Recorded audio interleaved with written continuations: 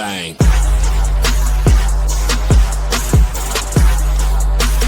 I ain't taking nothing but win.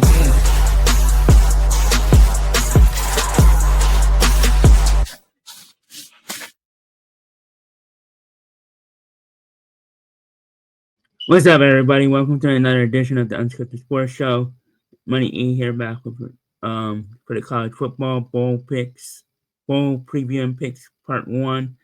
It's probably gonna be maybe 4 or 5 picks in parts because there's so many bowl games. I think 36 this year, plus the playoffs. So the next couple of weeks, I'm gonna be doing a lot of picks here, a lot of episodes. So and previewing games here and there.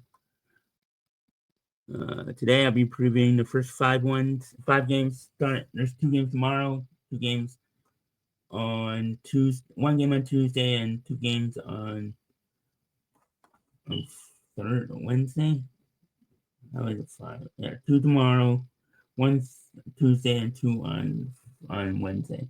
Those are the first 5 games I'm gonna do.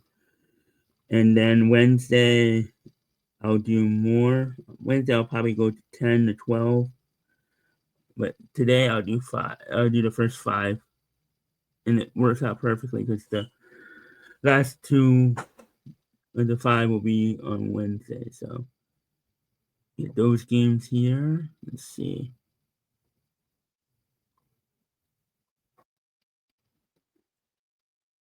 You got Army Navy tomorrow. I picked Army last week, so I'm sticking to Army. And so let's see. I guess it would be 17. Let me start. Let me see. Yep. And you got one game that's gonna be.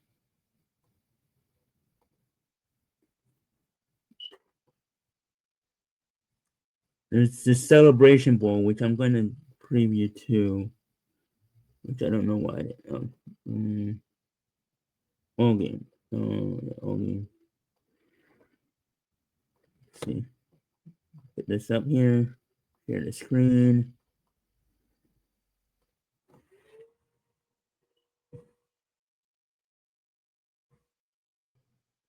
Bang.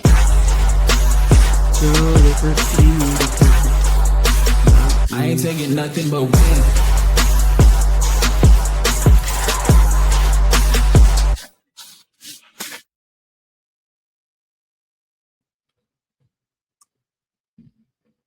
Yeah, I don't know why that restarted, so I had to pause so it wouldn't show again, but I don't think it did.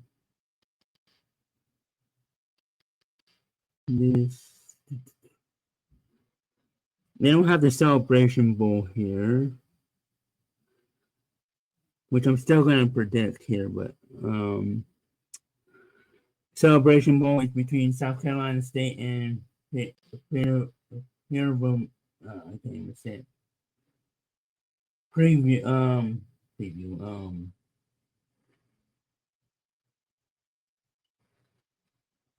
South Carolina State versus Perryview. Yeah, Perryview. In the Celebration Bowl. I think that's. Let me see where that's from. I don't know why they don't have it on CBS, but ESPN does. So and that's a Celebration Bowl.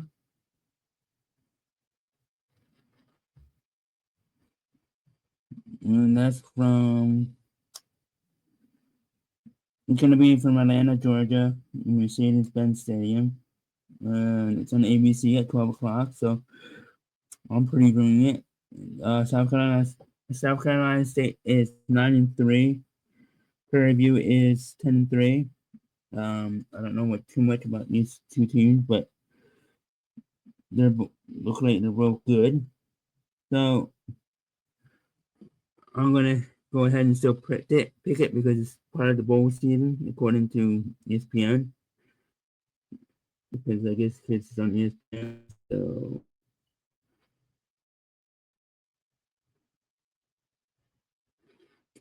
college football. Let's see. Oh, last week I wanna go do that first. Last week I went 1-3 in the conference championship. 1-4. So I'm 32-33 in the season. Let me see. Last year, I want to check last year. Last year, I went 18-17 in bowl games. I only did 35 games. Oh.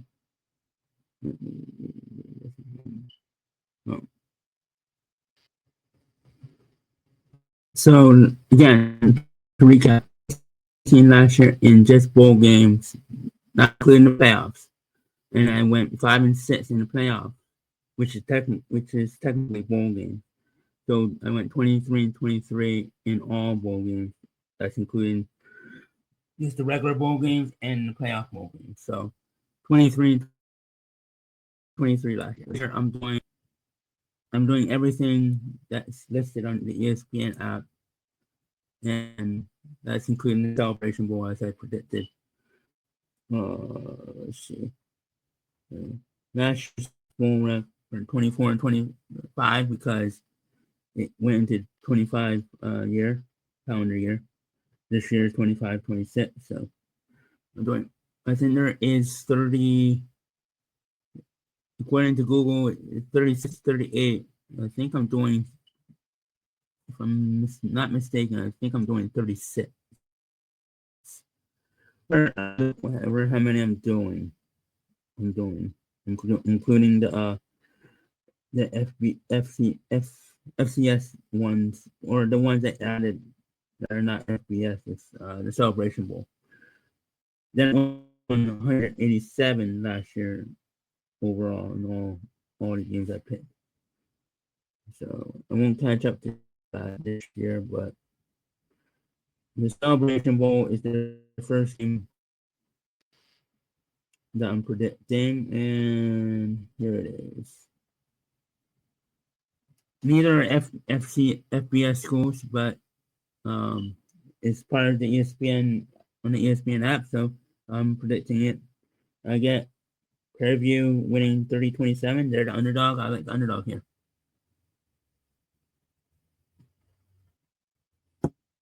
I'm starting off with a banger underdog pick. So next bowl, the LA Bowl. Apparently, this is the last year of the LA Bowl. So enjoy it while it lasts. It's Boise State and Washington. This is a little borderline rivalry because Boise is right near Washington. So borderline rivalry, not borderline, but this is the border rivalry because they're right there. So Boise State, I picked Boise State to win 27-20. I think they're gonna be up for this game more. I think I like the underdog in this one. So I like the both underdogs in the bowl game tomorrow. And then on Tuesday, the Veterans Bowl between Jacksonville State, and Troy. Again, I like the underdog here. I like Jacksonville State, Jack State, as they call it, and I like them 24-21. Let's look at the Boise State one. I want to take a look at the preview. So for Boise State, they are 25th in offense, 38th in defense, 171st. Oh no, 12th in against the pass, 88th against the rush, 31st in rushing, and 51st in passing. 10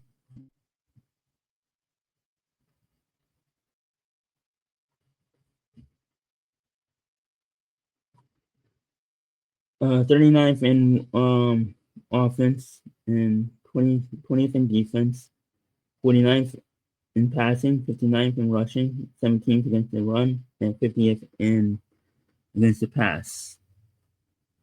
And that's for the Washington Boise State game tomorrow in the LA Bowl.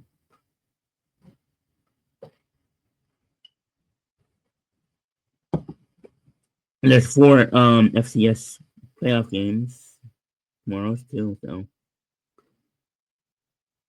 it should be interesting. Yeah.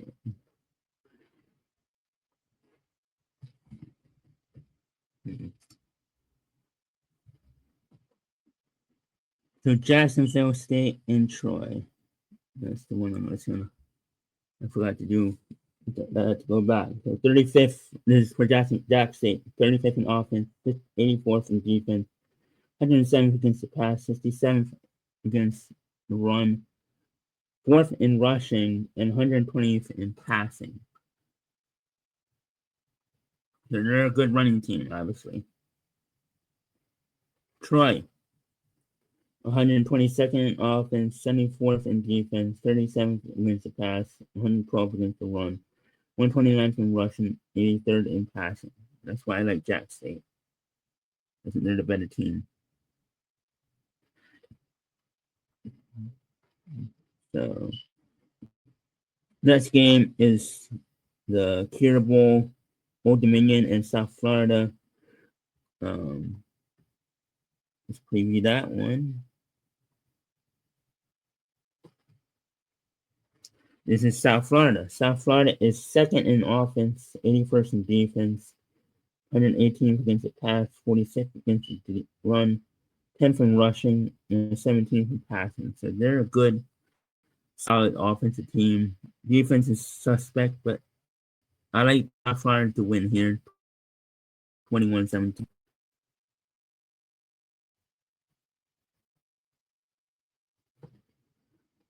And now let's look at Old Dominion. Old Dominion, 15th in offense, 32nd in defense. So they're a solid team. 24th against the run pass, 65th against the rush, 7th in rushing, and 69th in passing. So this should be a good game. I like it. 21-17, South Florida to win. What was this? I don't even know. Well, what bowl was this? This is the Kira Bowl. Next one, the last one I'm gonna do, and then I'll do more on Wednesday for Thursday and through probably Christmas. It's Louisiana versus Delaware.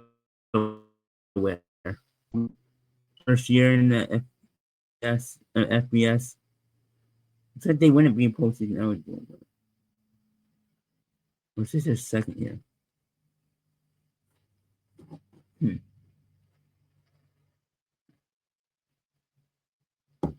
I swear this is their first year, right?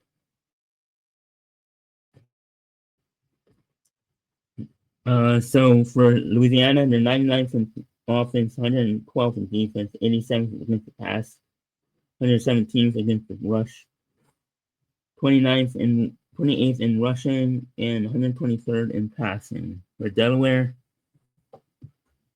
and by the way, I'm picking Delaware to win this in an upset, 24-23.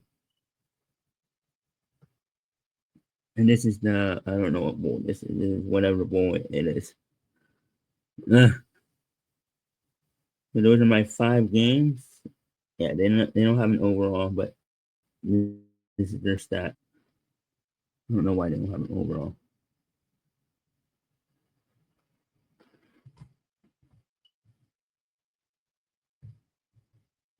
And when I do an off season, I mean the last episode for the college football season, I'll talk more about coaching and stuff.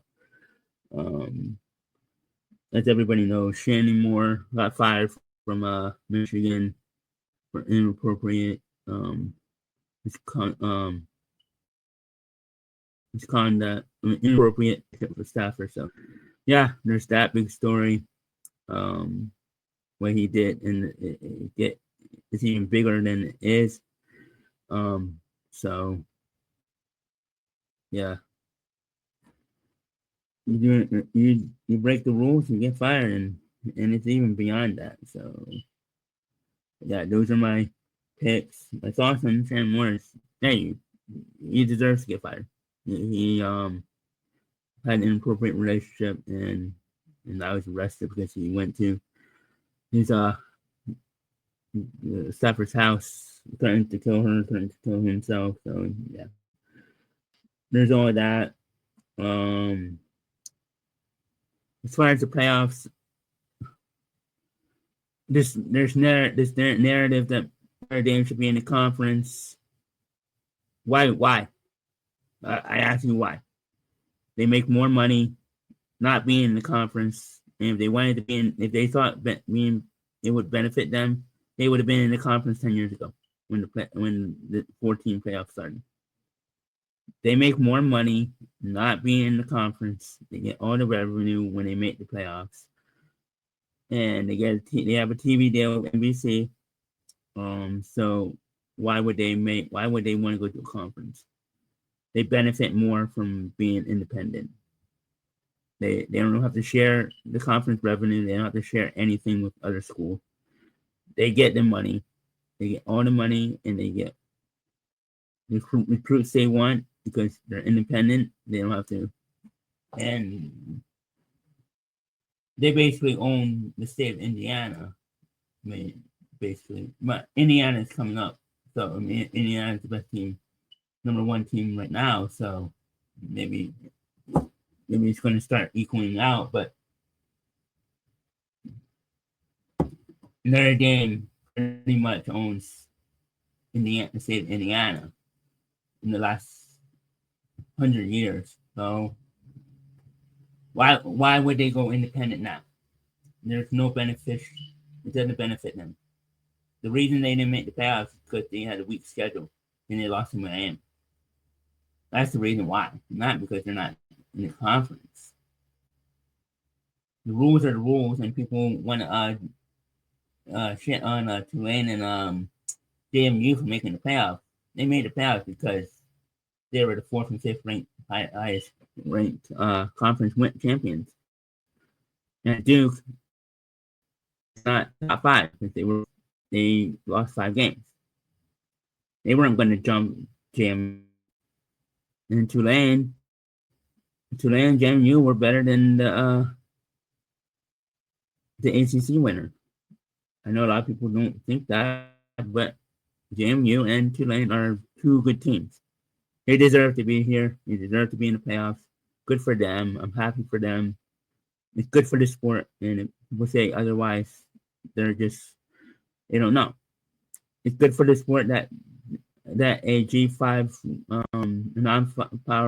non-power conference teams are in this playoff because it gives them a chance. It gives them money to get revenue. It gets them revenue. It gets them better recruits, and maybe down the line better coach. Down the line they get good players, and you want that. You want some parity in college football because it is powered by the SEC and the Big Ten, and then the other conference, and somewhat Big 12. But those are the big three in college football. But SEC and Big Ten own, and it's not all SEC, it's not all Big Ten either. It's the top teams in the Big Ten: Michigan, Ohio State, I guess Penn State, Oregon. Those are the top schools. USC now, Oregon. Yep, those are schools that are top in the Big Ten, SEC. Alabama, Georgia, Texas A&M, Oklahoma. Even though Texas didn't make playoffs, they did last year. So yeah, it is ruled by SEC and Big Ten, and it's good to see 2 teams from the G5 make it, or the non-con as it's called. It's good for college football. I think it's good to see some G5 non-con teams in the playoffs from time to time, and we got 2 this year. So we got 1 last year, Boise. We got 2 this year with Tulane and JMU, and maybe this is a new thing. But I think a lot of people don't like the top 5 highest ranked teams, highest ranked conference champions. But they won within the rules. They're the fourth and fifth highest ranked conference champions. So they won. They got in fair and square. So there's no this narrative that they shouldn't be in. We'll see. That's why. And I think Tulane has a good. I think Tulane and the JMU can win because I think everybody assumes that Oregon and Ole Miss are going to roll them.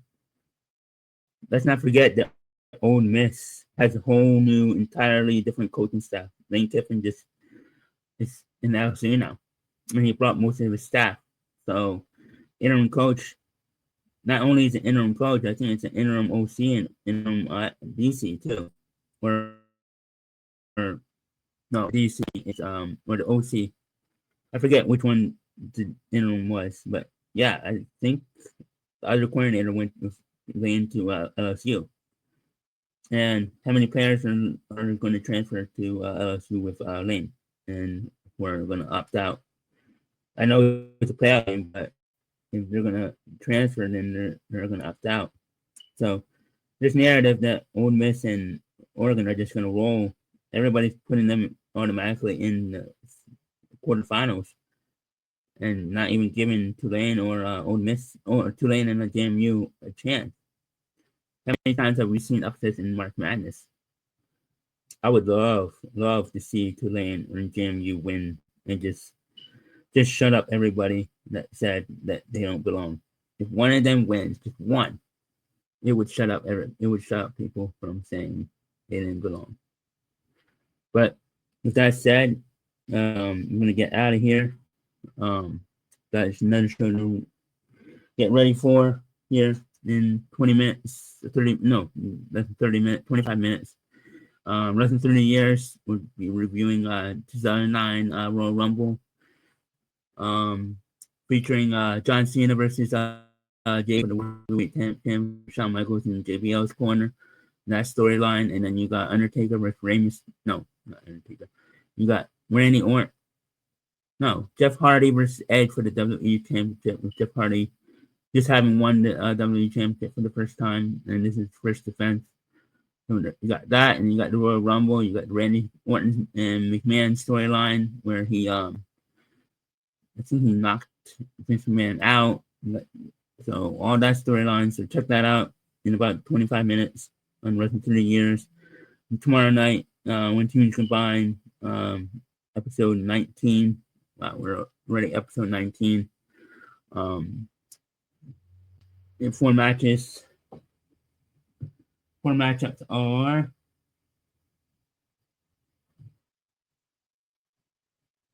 let me see.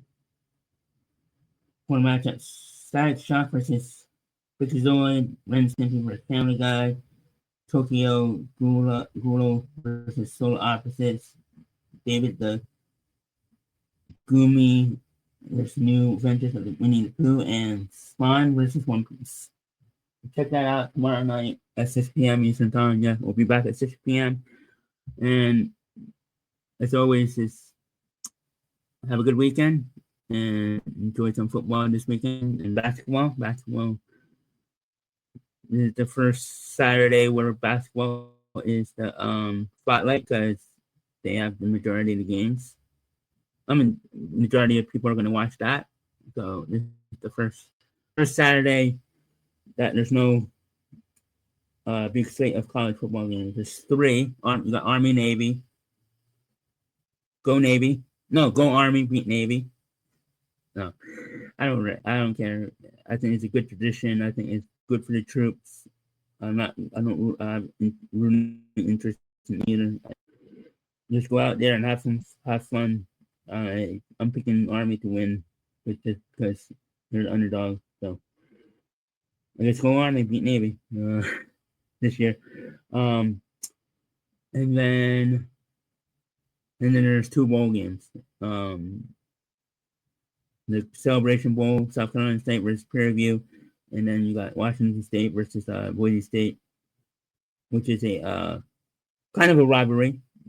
They sat on the border against each other, so it's sort of a rivalry. And for Money E, I'm out. Later, guys.